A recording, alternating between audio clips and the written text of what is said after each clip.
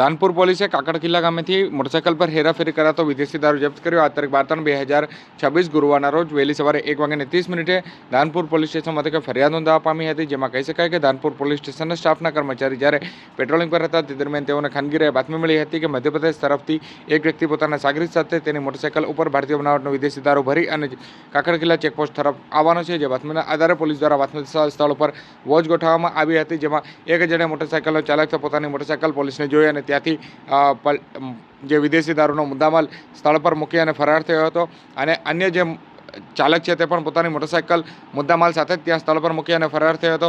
બનાવ સંદર્ભે પોલીસ દ્વારા મોટરસાઇકલની તલાશી લેતા તેમાંથી કુલ 1,84,905 રૂપિયાનો મુદ્દામાલ જપ્ત કરાયો હતો અને જે અન્ય મુદ્દામાલ સાથે 2,39,905 રૂપિયાના મુદ્દામાલ પોલીસ દ્વારા જપ્ત કરાયો હતો। પોલીસે બંને આરોપીઓ વિરુદ્ધ ગુનો નોંધી કાયદેસરની કાર્યવાહી હાથ ધરી છે।